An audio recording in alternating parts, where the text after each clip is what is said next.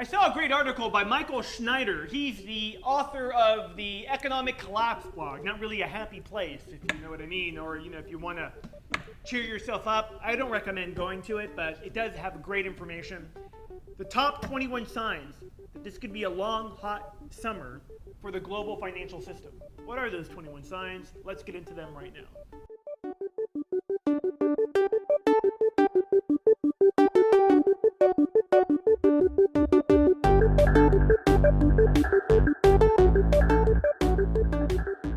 What's up, Fabian for Liberty, Internet Anchorman TV. So Michael Schneider, actually have exchanged a few emails with him. He posted some of my videos to his blog, and he gets it, right? This is a guy who gets it, has a great blog, and puts together great articles that are warning you about what is coming. And many of you know what is coming. That's why in the last documentary film that I put together, I tried to put it together in a realistically optimistic way. Because I've always said I'm an optimist, right? And I believe that the future will always be better. And I do believe that. I mean, it doesn't mean that it's going to be cheerful times always. But remember, there's two economies. Always remember there are two economies.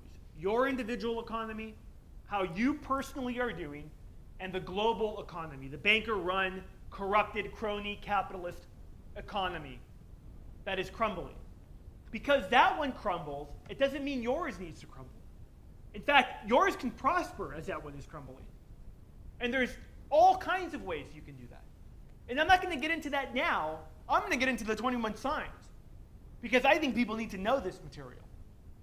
And you need to know it because within those signs, I think is where there is opportunity. Opportunity for you and your own economy to thrive. I want to clarify before I get into one of these points, one of the comments that I made in that how-to documentary, which was where you're getting your advice from. Are you getting it from someone, other YouTubers that are in their parents' basement? And let me just say, there's a lot of people living in their parents' basement that are good, honest, decent people that are working hard and aren't losers, they're good people. What I meant by that was, where are you getting your advice from when it comes to your own personal economy, your own investments, how you're thinking about creating more wealth? Because I'll tell you, this time between now and the collapse and after, one of the most important things that you can do that I never hear mentioned in any of these get prepared for what's coming videos is how you can make yourself more valuable in this new economy. Because make no mistake. That's why I quoted Eric Hoffer in the beginning of that documentary. It's for the learned. It's the people that continue to learn about stuff. Whether it's a new trade, whether it's a new asset class or investment vehicle that you could be part of, whether it's a new business opportunity or a new problem that you can solve, that you can monetize. The future is for those people. People that are just sitting around thinking that, hey, it's going to be like it always was. There's going to be job security, or the fact that I had this trade, nothing will change, I'll continue. Let me tell you, I hate to break it to you, but you're wrong, and you're going to lose bad. You're also going to lose really bad if you think government's going to take care of you. If you're a little bit older and you're thinking, hey, Social Security's going to, I paid my dues. Yeah, you're right, you paid your dues. But maybe what you didn't factor in was you had a criminal government that stole the money and is going to get ready to renegotiate with you.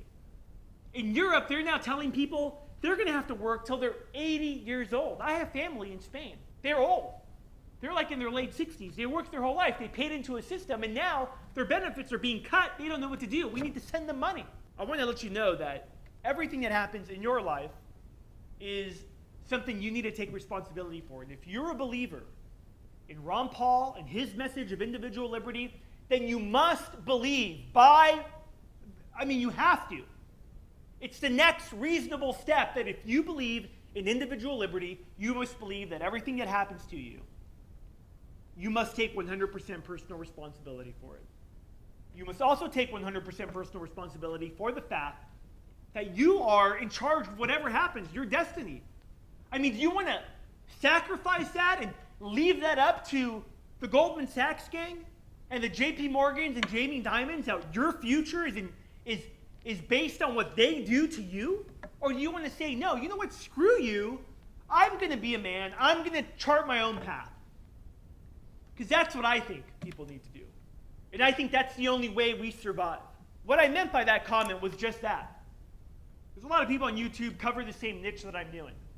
And I don't know what they're doing in their own personal lives. I know that I'm on the front lines of global financial markets every single day. I'm on the front lines of commercial real estate markets every single day. And, my economy is doing great, because I'm working at it every single day. And that's what you need to do. I want to now get to these 21 signs, because these 21 signs I think are important. I think what happened last week and last Friday, gold, silver were booming. The market down over 250 plus points is indicative of where, people are beginning to get it. Also, Paul Craig Roberts has an amazing article breaking it down better than I've ever seen, really, quite frankly, any other analyst. And it's called Collapse at Hand. Everybody, in fact, not only is everybody saying it, but people that I know who have extremely wealthy clientele, they're all getting ready for something. They're all getting their money ready for either possible opportunities, but they're getting ready for what they believe is a huge market correction, or possibly the fall of the Eurozone. Someone else who's getting ready, according to these 21 signs, there are rumors that major financial institutions are canceling employee vacations in anticipation of major financial crises this summer.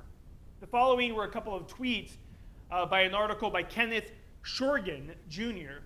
Todd Harrison tweeted that hearing at PIMCO asked employees to cancel vacations to have quote unquote all hands on deck for a Lehman-style tail event.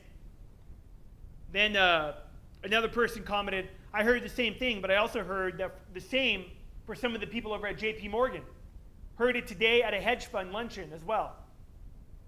Number 2 was the Bank of International Settlements is warning that global lending is contracting at the fastest pace since the 2008 financial crisis. Banks don't trust each other because they don't trust each other's balance sheets. There's no trust in the system. It's the number one thing needed in any market is trust. If you don't trust the counterparty, then how can you do business with them? That's why jailing and possible banker execution is needed. It's the only way we instill trust.